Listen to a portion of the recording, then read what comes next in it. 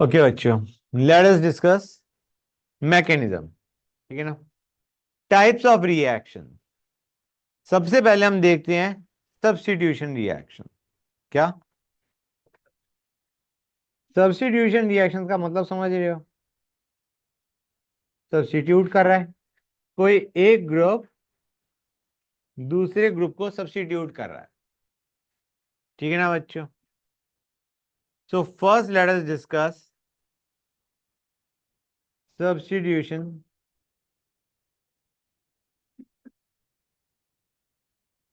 Nucleophilic substitution reaction. Okay बच्चों, SN का मतलब होता है substitution by a nucleophile. Okay guys, substitution by a nucleophile. बच्चों क्लियर है यहां तक? सब्स्टिट्यूशन बाय न्यूक्लियोफाइल, एक न्यूक्लियोफाइल ने दूसरे न्यूक्लियोफाइल को सब्स्टिट्यूट कर दिया। ओके, जैसे आर एक्स। ठीक है ना बच्चों, इसमें तुमने दे के मारा O H minus. Okay guys, R X को हम क्या बोलेंगे? सबस्ट्रेट। और ओ एच माइनस को हम क्या बोलेंगे? It is a attacking nucleophile. अब मुझे एक चीज बताओ, हेलोजन में फ्लोरीन नहीं ले रहे हम फ्लोरीन नहीं ले रहे। मुझे बताओ Cl माइनस और OH माइनस में से which is a stronger nucleophile? कुछ आइडिया है? इलेक्ट्रोनेगेटिव मैं बता देता हूं अभी। OH minus is a stronger nucleophile. Clear है यहां तक? तो OH माइनस यहां पे जो कार्बन है, the carbon which is attach to halogen, उस पे OH माइनस अटैक करेगा। OH माइनस अटैक करेगा और हेलोजन विल लीव। समझ में आ रहा है नहीं आ रहा है बच्चों?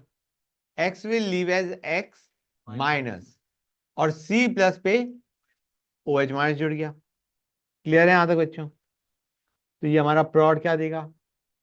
ROH plus X minus. X minus को हम क्या बोलेंगे? दिस इज लीविंग ग्रुप, छोड़ता हुआ जा रहा है, छोड़ दिया उसने। This is leaving group. ठीक है बच्चों, क्लियर है यहां तक? अब जो न्यूक्लियोफिलिक सब्स्टिट्यूशन रिएक्शन है, ये हमारी पहली होती है SN1। SN1, ठीक है ना guys? One denotes unimolecular reaction. Now what do we mean by unimolecular reaction? Guys, unimolecular reaction का मतलब है कि स्लो स्टेप में, स्लो स्टेप का एक और नाम होता है rate determining step, RDS। Okay, rate determining step, rate determining step बच्चों, RDS। ये जो रेट डिटरमाइनिंग स्टेप है, उसमें only one molecule is taking part. उस स्टेप के अंदर सिर्फ एक ही मॉलिक्यूल पार्ट ले रहा है, एज सिंपल एज। हाँ, OH माइनस मतलब आइडियस, उनमें एक ही मॉलिक्यूल देखा जाएगा। अभी just give me some time, मैं मैकेनिज्म बताऊं उसका, इट विल बी क्लियर।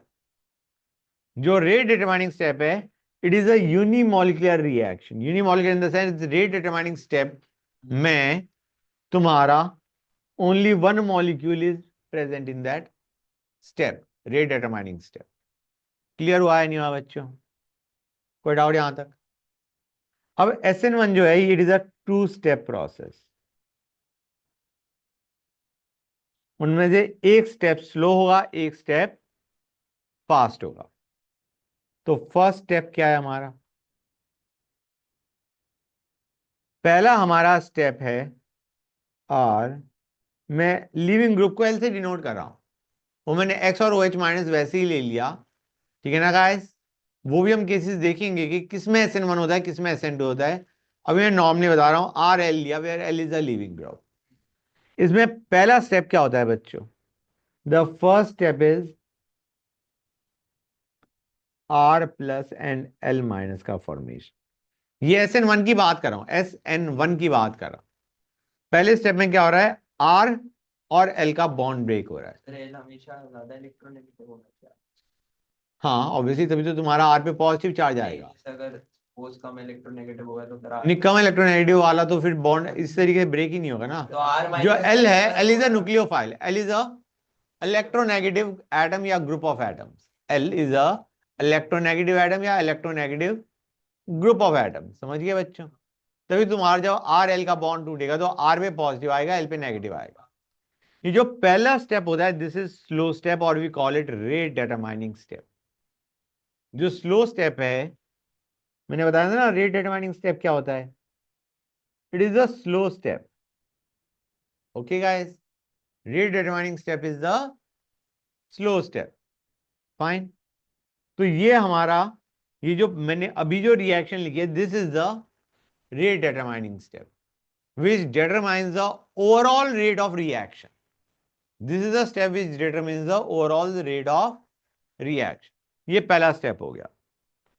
अब R प्लस का मतलब क्या है बच्चों? What is the hybridization of that carbon जिसपे पॉजिटिव चार्ज है?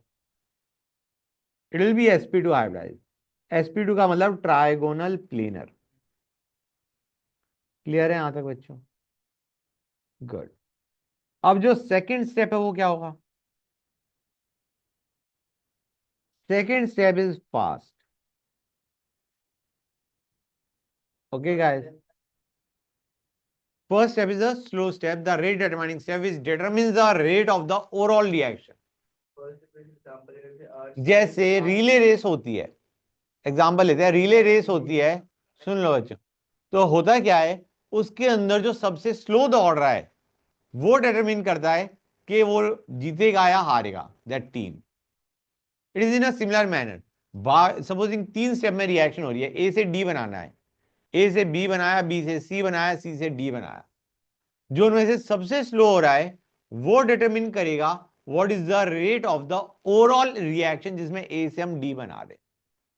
जो सबसे स्लो स्पीड पे रिएक्शन होगी that determines the overall rate of reaction. बच्चों क्लियर हुआ है नहीं हुआ?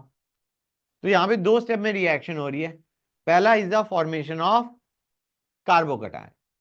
क्लियर है बच्चों? And that is a slow step. The breaking of RL bond is a slow step. ठीक है ना बच्चों? गुड। तो सेकंड स्टेप में क्या होता है?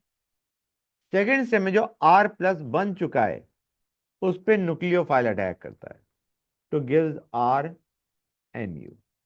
That is the final product. समझे या नहीं समझे गाइस? तो यहां पे जो फर्स्ट स्टेप है that is the rate determining step. और तुम देख रहे हो जो स्लो स्टेप है, रेट डिटरमाइनिंग स्टेप है, उसमें कितने molecules are taking part? Reactant side में कितने मॉलिक्यूल्स दिख रहे हैं स्लो स्टेप में? Only one. स्लो स्टेप में there is only one molecule taking part. That is why we call it a unimolecular reaction. समझे या नहीं समझे गाइस? गुड। कोई डाउट किसी बच्चे को यहां तक? फाइन। तो ये हमारा 2 स्टेप में हो रहा है। अब एक और चीज बेटा, सपोजिंग मैं ये उठा लेता, 1 सेकेंड,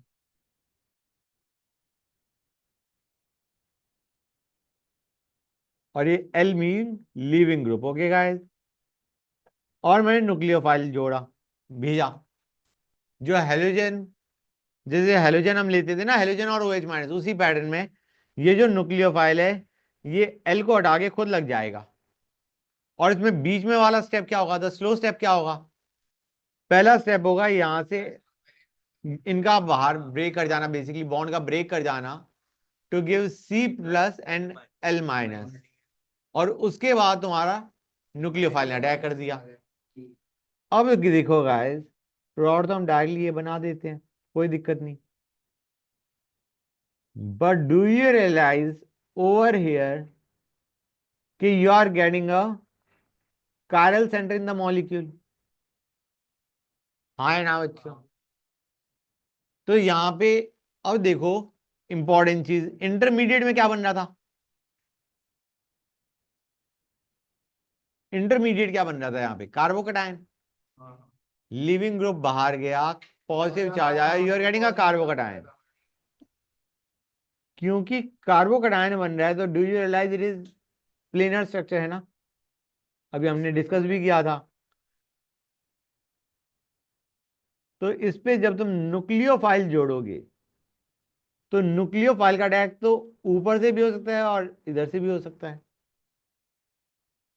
तो डू यू रियलाइज ये जो हमारा प्रोडक्ट बनेगा ये कोई पर्टिकुलर इनैंशियोमर बनेगा या तुम्हारा रेसमिक मिक्सचर बनेगा? एक पर्टिकुलर इनैंशियोमर बनेगा और you will get both the enantiomers in equal amounts. Do you realise इधर से अटैक करवाओगे तो एक इनैंशियोमर बनेगा, इधर से अटैक करवाओगे अनदर इनैंशियोमर बनेगा, and since the possibility of attack is equal from both sides you will gate a racemic mixture. बच्चों ये चीज क्लियर हुई या नहीं हुई? हाँ मिक्सचर मतलब idea molecule is optically active लेकिन दोनों ऑप्टिकली एक्टिव बराबर अमाउंट में बन रहे हैं। So you are getting a mixture of two enantiomers which is racemic mixture. हाँ रेसमिक इनएक्टिव हो गया ना कि दोनों ऑप्टिकली एक्टिव, एक डेक्स्ट्रो एक लेवो, जिसने जितना एक ने राइट में रोटेट किया उतना ही दूसरे ने लेफ्ट में रोटेट किया, और जो प्रॉड बन रहा है that is optically inactive, basically that mixture is inactive. समझ गए बच्चों? तो यहां पे हम कहेंगे देयर इज रेसमाइजेशन। रेसमाइजेशन होएगा प्रोवाइडेड कायरल सेंटर है, रेसमाइजेशन अकर्स। रेसमाइजेशन का एक और टर्म भी हम बोल सकते हैं, we can also call it retention and inversion. ये हम बोल सकते थे, we can call it retention and inversion. Retention मतलब जो कॉन्फ़िगरेशन इसकी थी वही कॉन्फ़िगरेशन इसकी है, और इन्वर्जन तो तुम समझ ही गए, इन्वर्टेड प्रॉड। तो इसमें रिटेंशन भी होगा इन्वर्जन भी होगा, बराबर अमाउंट में होगा, तो तुम्हारे पास दोनों प्रॉड बराबर अमाउंट में बनेंगे, giving us a optically inactive mixture. Clear है बच्चों? We can call it plus minus और we can call it DL. समझ गए गाइस? गुड। अच्छा एक और चीज बच्चों, दो चीजें मैं बता रहा हूं इधर अभी। अगर मैं ये कहता हूं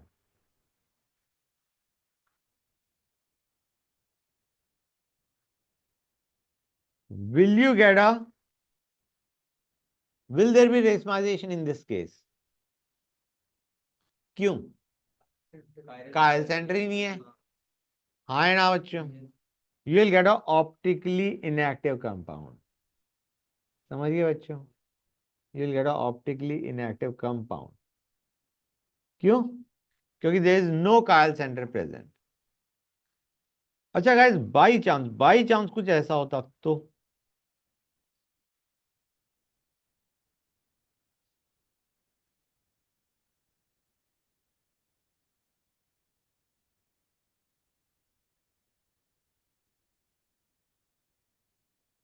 वन सेकेंड में इधर जाऊं, वन सेकेंड गाइस। अब क्या प्लॉट बनेगा? मैं मान के चल रहा हूं जहां से लीविंग ग्रुप हटाया वहीं पे हम न्यूक्लियोफाइल जोड़ रहे हैं। तो गाइस मुझे बताओ what is the plot that you expect बनना चाहिए? Will you get a racemic mixture और will you get something else? इसमें तो है कि ऑप्टिकली एक्टिव कायरल सेंटर ये बनेगा? हाँ है ना? दो कायरल सेंटर। यार इस कायल सेंटर पे तो अटैक ना हुआ, ये कायल सेंटर तो एज इट इज रहा। यहां पे हमारा कार्बोकेटायन बना और फिर न्यूक्लियोफाइल का अटैक दोनों साइड से हो सकता है, ऊपर से भी नीचे से भी। हाँ है ना बच्चों? तो ये जो कायरल सेंटर है इस पे तो तुम्हारा दोनों पॉसिबिलिटी आ गई, लेकिन ये कायल सेंटर तो अनटच रहा। तुम ऐसे सोचो इस कायल सेंटर पे जो कॉन्फ़िगरेशन थी, सपोजिंग दैट वाज आर, ठीक है बच्चों, और ये मान लो से दिस वाज आल्सो, या इसको अभी छोड़ दो, ये आर था, ओके बच्चों। अब यहां पे इस मॉलिक्यूल को देखो, डू यू रियलाइज ये तो आर ही रहेगा, और तुम्हारे पास दो प्लॉट बनेंगे, एक जिसमें इस पे कॉन्फ़िगरेशन आर है और एक जिसमें इस पे कॉन्फ़िगरेशन एस है। समझ में आया नहीं आया?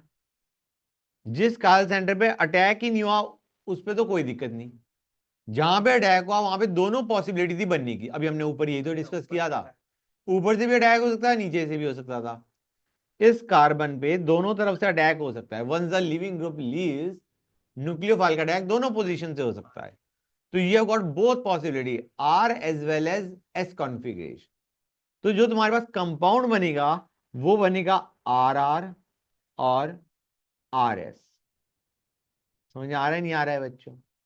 एक ही काल सेंटर था तो हमने कहा एक आर बन रहा है और एक एस बन रहा है, जिसको हमने क्या बोल दिया था, रेसमिक मिक्सचर।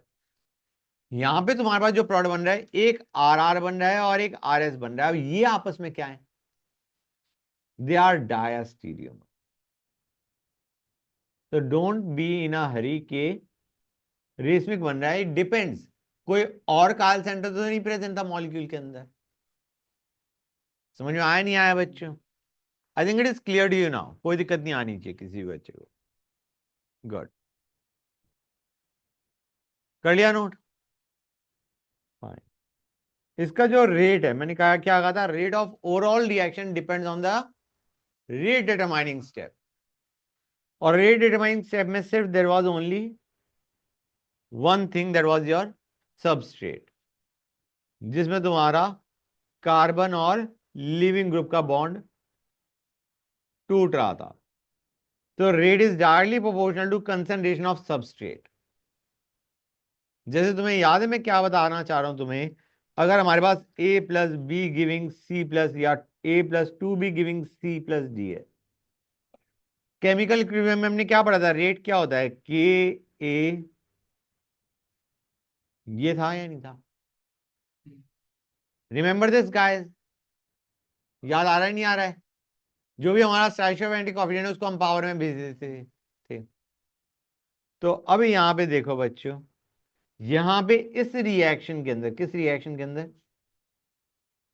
फर्स्ट स्टेप ये है, इसमें तुम्हारे पास सिर्फ एक ही रिएक्टेंट है, योर दिस, हाँ ना बच्चों, सबस्ट्रेट।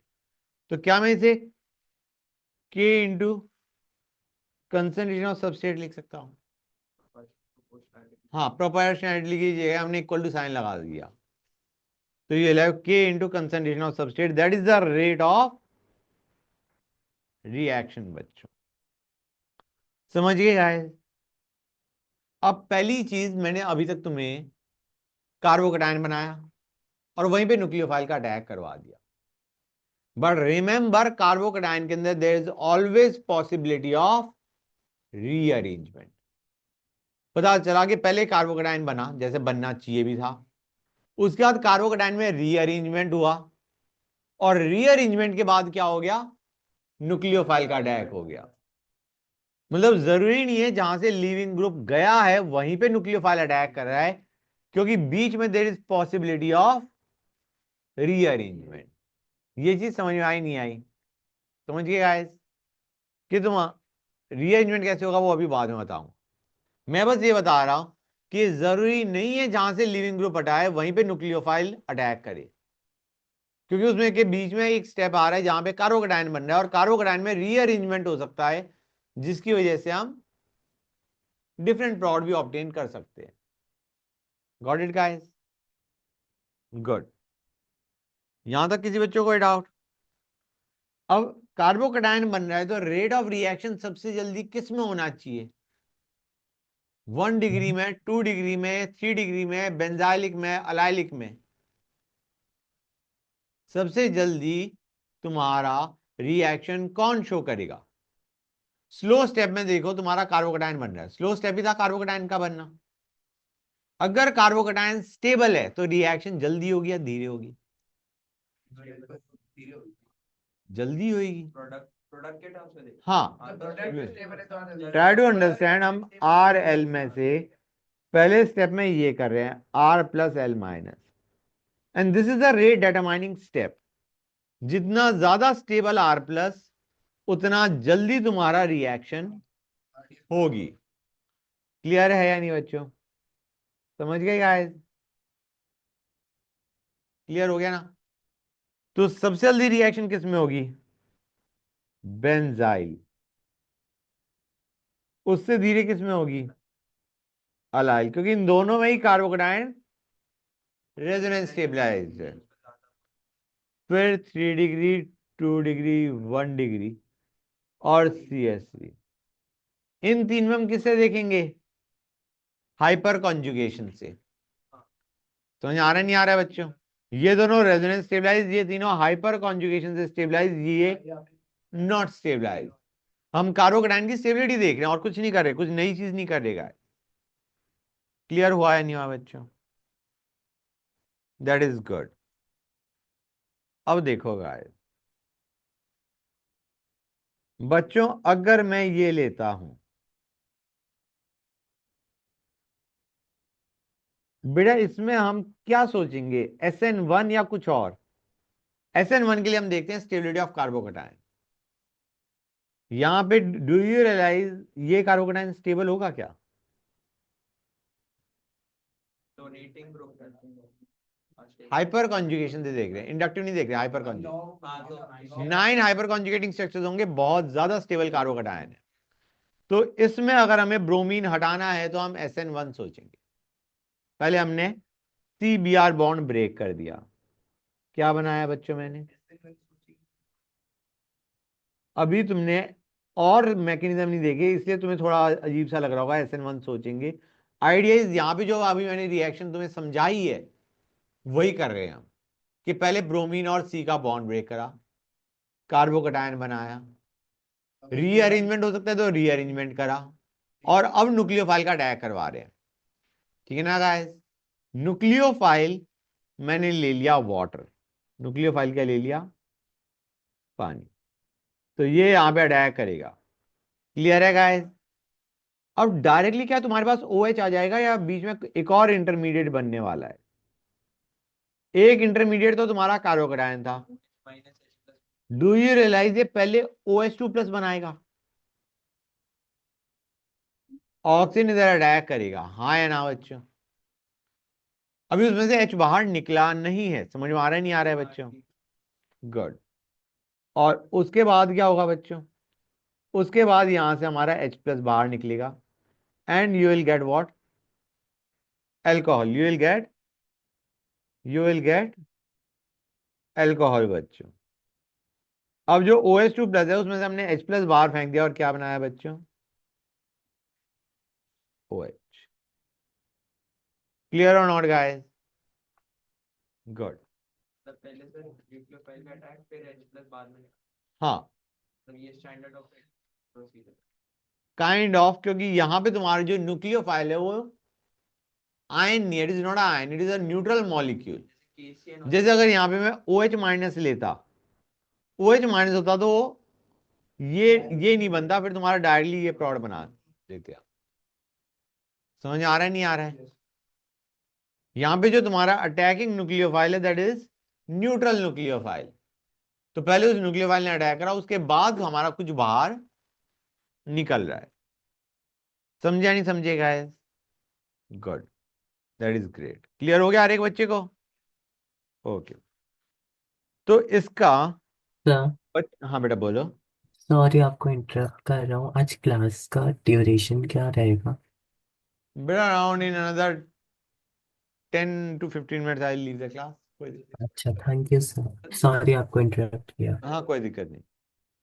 हाँ बेटा, जहां तक समझ आया नहीं आया बच्चों? क्लियर हो गया हर एक बच्चे को? All right. अब एक और चीज मैं बताऊं तुम्हें, कार्बोकेटायन बनता है, हाँ है ना? कार्बोकेटायन की हम स्टेबिलिटी देखते हैं, जो स्टेबल, जिसका कार्बोकेटायन स्टेबल है वही हम SN1 के थ्रू करवाएंगे। अगर कार्बोकेटायन स्टेबल नहीं है, अगर कार्बोकेटायन स्टेबल नहीं है तो हम SN1 नहीं सोचेंगे। हम SN1 यहां तक सोचते हैं, कहां तक सोचते हैं? यहां तक, 2 डिग्री तक। 2 डिग्री तक हम SN1 सोच सकते हैं। 1 डिग्री या CH3 में नो SN1। क्लियर और not guys? Good.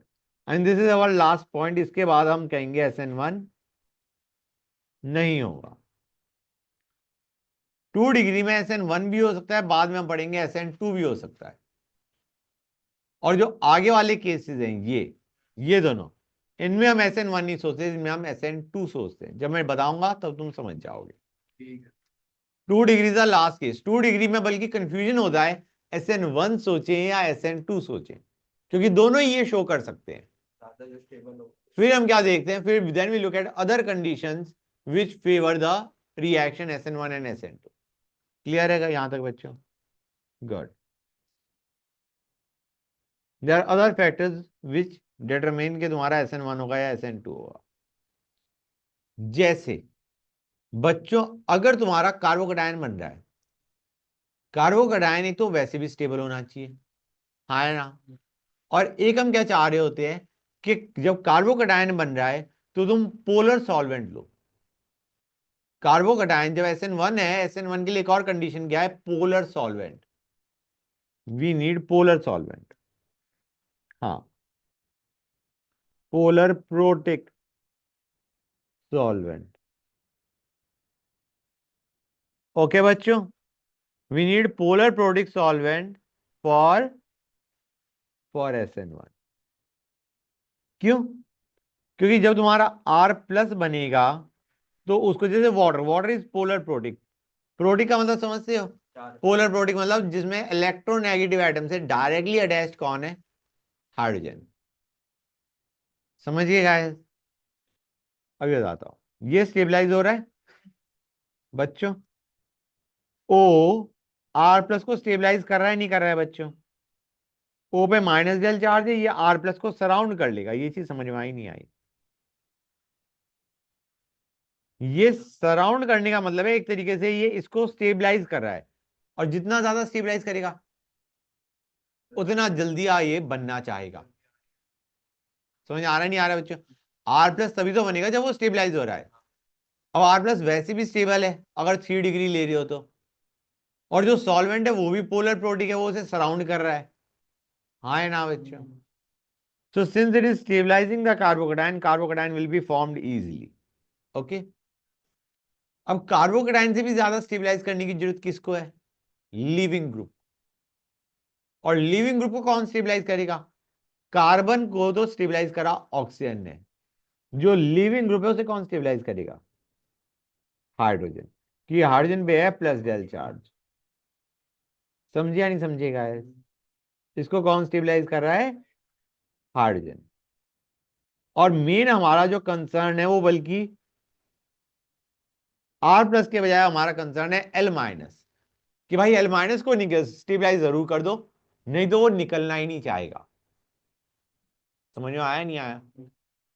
Our main aim is to stabilise the leaving group, ताकि लिविंग ग्रुप एक तरीके बाहर निकल जाए। समझिए नहीं समझिएगा? गुड। गॉट इट और नॉट? तो पोलर प्रोटिक सॉल्वेंट जैसे बी आर है, मैं बताता हूं एग्जांपल।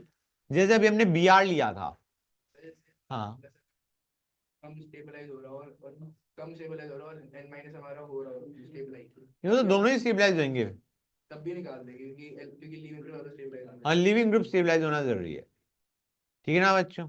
तो we need polar protic solvent for SN1, क्योंकि ये जो प्रोटिक में Hp प्लस डेल चार्ज है, that Hp plus del charge is the one which is stabilising the leaving group. Leaving group तभी निकलेगा जब तुम्हारे पास Hp प्लस डेल चार्ज हो। गॉट इट और नॉट गाइस? गुड। अब आते हैं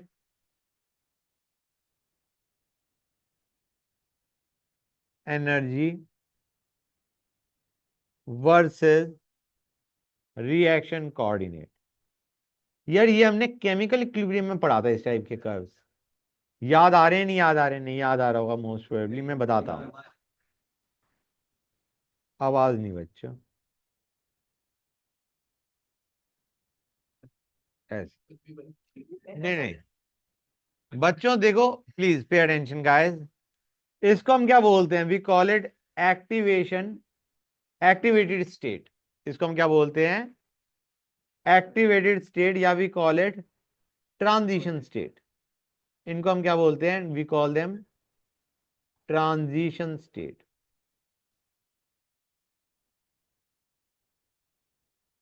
we call them transition state बच्चों। इनको हम क्या बोलते हैं? intermediates. We call these as intermediates. This is your energy of reactant. This is your energy of product. यार ये मुझे क्यों लग रहा है, मैंने तुम्हें केमिकल इक्विलिब्रियम में पढ़ाया था, delta H, energy of products minus energy of reactants is delta H reaction. इस टाइप का कर्व करवाया है मैंने तुम्हें गाइस? समझ में आया नहीं आया पहले ये बताओ. अब यहाँ पे कितने इंटरमीडिएट बन रहे थे? 2 बन रहे थे. पहले हमारा R प्लस बना और दूसरा हमारा क्या बना बच्चों? ROH2 plus. These are the 2 intermediate. हाँ या ना बच्चों? गाइस क्लियर हो गया? फाइनल प्रोडक्ट हमारा क्या है? RNU, या मतलब यहाँ पे हमारा ROH. हाँ मतलब लिविंग, ये ROH हो गया और ये क्या हो गया बच्चों? RX. हाँ, this was RX and this is ROH. समझे या नहीं समझे गाइस? कितने बच्चों को यहां तक कोई डाउट है? कोई डाउट नहीं है? That's good.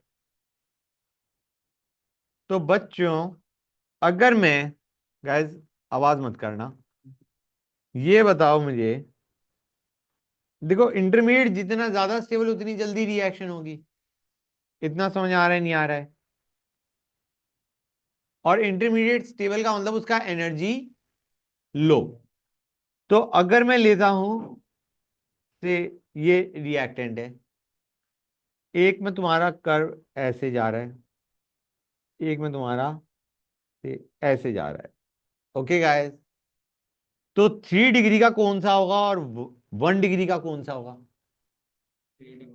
3 डिग्री का कर्व हमारा नीचे लाया करेगा. ये चीज समझ में आई नहीं आई?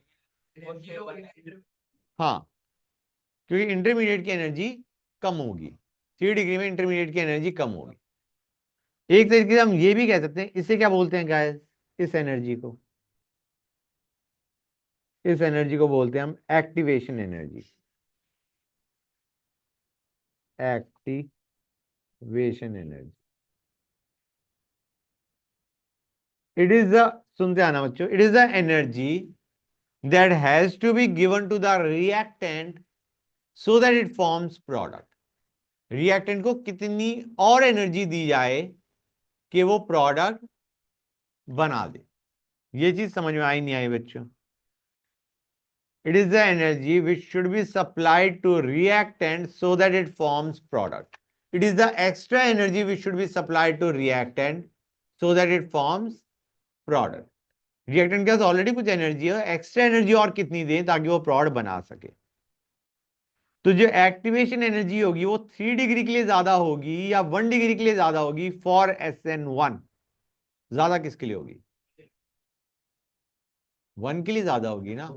Energy required for 1 degree will be more, क्योंकि उसका इंटरमीडिएट स्टेबल नहीं होगा 1 डिग्री का. हाँ, 3 डिग्री के लिए activation energy will be less because the intermediate is stable. समझ आ रहा है नहीं आ रहा है बच्चों? क्लियर हो गया यहां तक? गुड. अब मैंने तुम्हें बताया था इसमें होता है रेसमाइजेशन, मैंने बताया था ना बच्चों. अब यहां पे मैं एक चीज और लिख देता हूं, देयर इज रेसमाइजेशन. बच्चों आवाज नहीं. And possibly inversion, excess inversion. अब ये सही पूछा जाए, नॉर्मली क्वेश्चन में नहीं आएगा. नॉर्मली अगर पूछा जा रहा है SN1 में क्या होता है, हम सीधा बोल देंगे रेसमाइजेशन होता है. इन्वर्जन भी थोड़ा हो रहा होता है. इन्वर्जन इन द सेंस थोड़ा सा ज्यादा होता है. मतलब अगर हम कहें रिटेंशन और इन्वर्जन में, तो ऐसा हो सकता है रिटेंशन हो रहा है 40% और इन्वर्जन हो रहा है 60%, जबकि हमारे हिसाब से 50% रिटेंशन होना चाहिए, 50% इन्वर्जन होना चाहिए. But inversion is slightly more than retention. वो क्यों होता है? रिटेंशन का मतलब है वही कॉन्फ़िगरेशन. हाँ गाइस, ऐसा क्यों होता है वो देखो. हम कहेंगे RX से पहले हमने क्या बनाया था? R plus x minus. अब ये जो x माइनस है ये उसी साइड में है लगभग जिस साइड में टूटा था, ये जिस साइड से टूटा था ये उसी के अराउंड है। तो देर इज अ चांस जब तुम OH माइनस का अटैक करवाओगे तो rather than attacking from here it will attack from opposite side, क्योंकि वो उसी साइड में कहीं ना कहीं कलेक्टेड है। तो देर इज अ चांस कि OH माइनस उस साइड के बजाय पीछे की साइड से अटैक करे, दैट वुड बी कन्वीनियंट। समझ में आया नहीं आया बच्चों? बेटा सेम साइड, अगर हेलोजन इसी साइड में है तो OH माइनस इस साइड से कैसे अटैक करेगा? वो तो ऑपोजिट साइड से अटैक करना चाहेगा ना बेटा, और ऑपोजिट साइड से अटैक करने का मतलब है इन्वर्जन ज्यादा हो जाना। समझिया नहीं क्या है? अरे बच्चों क्लियर हो गया? Good, fine, okay. अब SN1 के लिए एक और केस। अभी हमने क्या देखा था? RX, और हमने क्या लिया था बच्चों? पहले RX से R प्लस एक्स माइनस बनाया और फिर वाटर का अटैक करवा दिया, हाँ है ना? हम ये भी कर सकते हैं, RX ले और इसके बाद हम AG प्लस भेज दें। AG प्लस ले सकते हो या you can even take PB2 plus. Idea is इन दोनों की हैलोजन के लिए एफिनिटी बहुत ज्यादा होती है। अब Ag प्लस है तो x को किस फॉर्म में वो बाहर लेके जाएगा? Ag प्लस है तो x माइनस बाहर निकलेगा और AgX विल बी आउट। समझ गए? Ag प्लस एक्स माइनस के बाद AgX बना देगा, हाँ है ना? और तुम्हारे पास फिर क्या बनेगा? R plus. क्लियर है यहां तक? और अब अगर मैं OH माइनस का अटैक करवाता हूं तो क्या बन जाएगा? ROH। समझिए नहीं समझे गाइस? यहां पे एक स्टेप कम हो गया है, यहां पे एक स्टेप कम हो गया है। यहां पे H प्लस हमें बाहर फेंकने की जरूरत नहीं है क्योंकि हमने OH माइनस लिया है। समझ आ रहा नहीं आ रहा है बच्चों? यहां पे we have taken a charge nucleophile rather than a neutral nucleophile, we have taken a charged nucleophile। समझिए नहीं समझे गाइस? क्लियर है यहां तक? पिछले केस में ऐसे गया था अलग से कि यहाँ पे पहले से ही वो था एक्स माइनस वाला X माइनस, अपोजिट डायरेक्शन में हाँ हाँ हाँ। इसमें तो ऐसे नहीं है ना। नहीं, SN1 में इन जनरल हर एक केस में ये पॉसिबिलिटी है जो मैंने अभी ऊपर बताया है कि इन्वर्जन ज्यादा होना चाहिए एज कंपेयर टू रिटेंशन। इसमें भी ऐसे ही है। इसमें भी पॉसिबिलिटी वही है, लेकिन नॉर्मली मैं बता रहा हूं हम ज्यादातर क्वेश्चंस में we just consider racemisation not excess inversion. मैंने तुम्हें एक चीज और बताई थी, आर में क्या होता है बच्चों? आर प्लस में रीअरेंजमेंट, रीअरेंजमेंट की पॉसिबिलिटी होती है, उसके बाद तुम्हारा न्यूक्लियोफाइल अटैक करेगा, हाँ है ना बच्चों? अब एक तो हमने देख रखा है, मतलब किस में देख रखा है? तुम्हें रेजोनेंस में बताया कैसे शिफ्टिंग होती है। अभी जो मैंने बताया कि shifting of carbocation, shifting of मतलब के कार्बोकेटायन लेस स्टेबल से मोर स्टेबल की तरफ जा रहा है, वो अभी मेरे ख्याल से मैंने नहीं करवाया, नहीं करवाया ना बच्चों? लेकिन रेजोनेंस में शिफ्टिंग तुम्हें पता है कैसे हो सकती है। Let us take a case, ये ले रहा हूं मैं, CH CH double bond CH clear है बच्चों? ये लिया हमने और हमने इसके साथ क्या किया? हमने कहा पहला Ag प्लस, दूसरा OH माइनस। क्या बनाना चाहिए बच्चों इसे? पहले ये बताओ, ये SN1 के थ्रू जाना चाहिए? बिल्कुल जाना चाहिए, कार्बोकेटायन स्टेबल है, हाँ है ना? अब प्रॉड क्या एक्सपेक्टेड है? प्रॉड एक्सपेक्टेड है ये बच्चों, हाँ या ना? यही एक्सपेक्टेड प्रॉड है, हाँ या ना बच्चों? क्लियर है यहां तक? लेकिन देखा गया इसके साथ एक प्रोडक्ट और बनता है,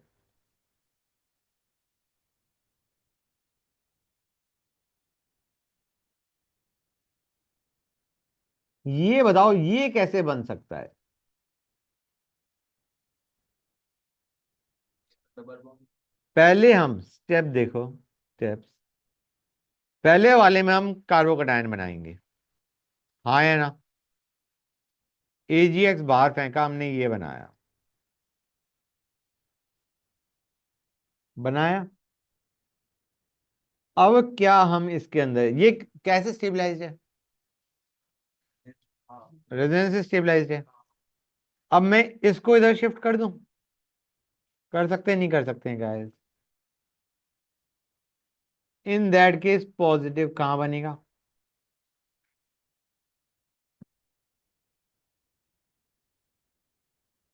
अब मुझे जरा बताओ, ये ज्यादा स्टेबल है या ये?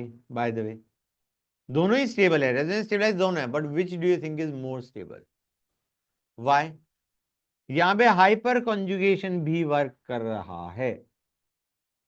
तो अब हम यहां पे OH माइनस का अटैक करवाएंगे। यहां पे भी OH माइनस का अटैक हो सकता था। एक से हमारा ये प्रोडक्ट बन रहा है, एक से हमारा ये बन रहा है। Now this is rearrangement when there is resonance. Shifting हमने करी है, कार्बोकैटायन की शिफ्टिंग करी है, बट वाया रेजोनेंस को यूज करके हमने करी है शिफ्ट। ठीक है ना बच्चों? क्लियर हो गया हर एक बच्चे को? हाँ बेटा बोलो। करा दिया तो दो बेटा यहां पे भी ट्राई टू अंडरस्टैंड कि यहां पे भी कई स्ट्रक्चर बनेंगी, यहां पे भी तो बेंजीन रिंग करेगा। कॉन्जुगेशन में तो जा ही रहा है। हाँ है ना? क्लियर है यहां तक बेटा? दोनों में तुम्हारे रेजोनेटिंग स्ट्रक्चर्स कई बन रहे हैं। ओके गाइस, यहां पे हाइपर कॉन्जुगेशन और आ गया है। Okay good. सॉल्वेंट के बारे में मैंने तुम्हें क्या बताया था? SN1 में सॉल्वेंट क्या होना चाहिए? Polar protic. हाँ है ना बच्चों? Which stabilises both carbocation and leaving group. H2O ज्यादा होता है, HCOH कम होता है, उससे कम MEOH होता है, फिर ETOH। In that order, in this order बच्चों। मतलब H2O के अंदर SN1 बहुत आसानी से हो गया, HCOH के अंदर और कम, MUH के अंदर और कम। ये जो tendency of stabilising the carbocation and leaving group उसकी बात कर रहे हैं। इसको हम ये भी बोल सकते हैं इनकी आयोनाइजिंग पावर, सॉल्वेंट की आयोनाइजिंग पावर। आयोनाइजिंग पावर समझ आ रहा है? आयंस बनाने की, बनवाने की टेंडेंसी। समझिया नहीं गाइस? हर एक बच्चों क्लियर हो गया? बताओ। गुड। अच्छा एक चीज बताओ बच्चों, यहां तक किसी बच्चे को कोई डाउट नहीं है ना? मुझे ये बताओ कि, क्वेश्चन ले रहा हूं मैं, अगर मैं लेता हूं टर्ड ब्यूटाइल ब्रोमाइड, टर्ड ब्यूटाइल ब्रोमाइड लिया मैंने, ठीक है बच्चों, और हमने लिया 50%, 50% एक्वस ETOH,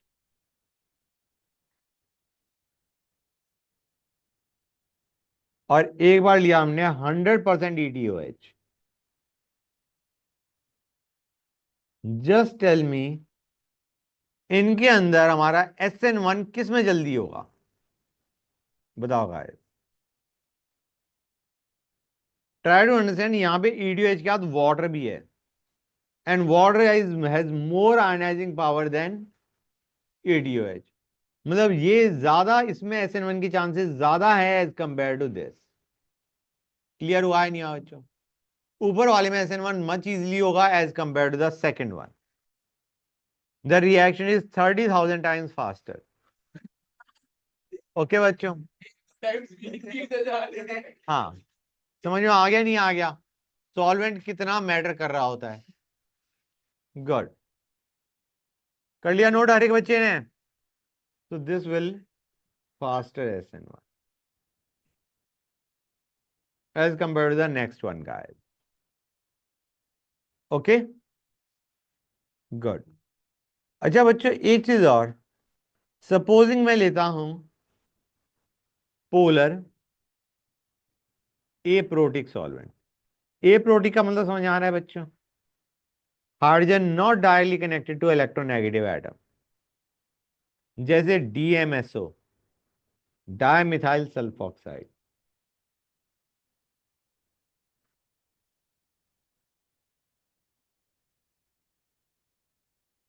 ये होता है हमारा CH3 S double bond O CH3। This is your DMSO। बच्चों मुझे बताओ, क्या इसमें हाइड्रोजन कनेक्टेड है इलेक्ट्रोनेगेटिव एटम से? बोलो guys. They are polar aprotic. मुझे बताओ इसके अंदर ये कार्बोकैटायन को स्टेबलाइज कर सकता है? बाय द वे, कार्बोकैटायन को नेगेटिव एंड स्टेबलाइज करता है। कौन स्टेबलाइज करेगा यहाँ पे? दोबारा बोलना चाहूँ। कार्बोकैटायन को कौन स्टेबलाइज करेगा? इन एटम्स में से कौन सा एटम कार्बोकैटायन को स्टेबलाइज करेगा? ओ। ओ पे माइनस डेल चार्ज है, हाँ या ना बच्चों? This will be stabilising the carbocation. Got it? Good. तो कार्बोकैटायन तो स्टेबलाइज हो गया। What about the leaving group? Leaving group को कौन स्टेबलाइज कर रहा होता था? एच करता था। एच यहां पे है नहीं, and that is the reason इसके अंदर हम SN1 नहीं सोचते। S plus है।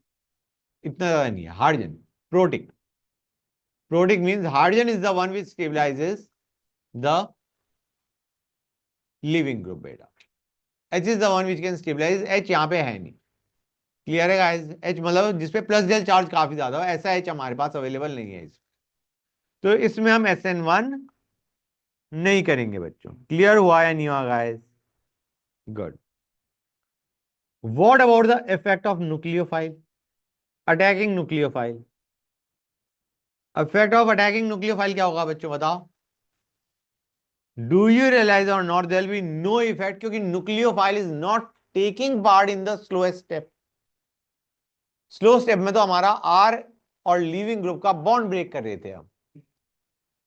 न्यूक्लियोफाइल का तो कहीं उसमें यूज ही नहीं था। न्यूक्लियोफाइल तो फास्ट स्टेप में आ रहा था। एक बार R प्लस बन चुका, उसके बाद तुम्हारा न्यूक्लियोफाइल अटैक कर रहा था। So there is no effect of nucleophile on the rate of SN1। मैं लिख देता हूं, no effect on rate of reaction because it is not taking part in the rate determining step। समझे या नहीं समझे गाइस? अब आते हैं इफेक्ट ऑफ लिविंग ग्रुप। ये इंपॉर्टेंट है। जो लिविंग ग्रुप आसानी से लीव कर सकता है, that will increase the rate of substitution reaction. Leaving group should have good tendency to leave, reaction fast हो जाएगी। लिविंग ग्रुप टेंडेंसी किसकी ज्यादा होगी गाइस? RI की या RBr की या RCl या RF? RI इसमें आयोडीन की लिविंग टेंडेंसी ज्यादा है या ब्रोमीन की या क्लोरीन की या फ्लोरीन की? हाँ, आयोडीन। आयोडीन की ज्यादा होगी। क्यों? बॉन्ड लेंथ, वो बॉन्ड आसानी से टूट सकता है। टूटेगा तो तुम्हारा रिएक्टिविटी ज्यादा होगी। आई मीन यही तो हम कर रहे होते हैं रेट डिटरमाइनिंग स्टेप में। ये बॉन्ड ब्रेक कर रहे होते हैं। जितनी जल्दी ब्रेक होगा उतना रेट ऑफ रिएक्शन ज्यादा होगा। तो इसमें हम कह सकते हैं लीविंग ग्रुप टेंडेंसी किसकी ज्यादा है? लीविंग ग्रुप टेंडेंसी आयोडीन की ज्यादा है, ब्रोमीन की कम है, क्लोरीन की और कम है, फ्लोरीन की लीस्ट है गाइस। समझ आ रहा है नहीं आ रहा है बच्चों? और नोट कर लो, इन जनरल फ्लोरीन को छोड़ दो, halogens are good leaving groups. Note it down. Leaving fluorine, halogens are good leaving groups. Clear हुआ है नहीं हुआ बच्चों? That's good. अच्छा, कुछ हमारे पास स्पेशल केसेस भी आ जाते हैं। हाँ बेटा, कोई बात नहीं, बस ये लास्ट ही है बच्चों। हमने ये ले लिया, ये ले लिया, एक्स की जगह हमने ये ले लिया बच्चों। अब बताओ इसकी लिविंग टेंडेंसी कैसी होगी? मतलब ये RX टाइप ही है, एक्स की जगह हमने ये ले लिया। इससे हम क्या बनाने वाले हैं? R प्लस और CF3S ये बनाएंगे। मुझे बताओ ये आयन हैलोजन X माइनस ज्यादा स्टेबल होगा या ये ज्यादा स्टेबल होगा? क्यों ये ज्यादा स्टेबल होगा? दिख रहा है नहीं दिख रहा है बच्चों रेजोनेंस? ये बहुत ज्यादा स्टेबल आयन है। After breaking of bond the ion formed is highly stable. इसे बोलते हैं triflate ion. Triflate is a super leaving group.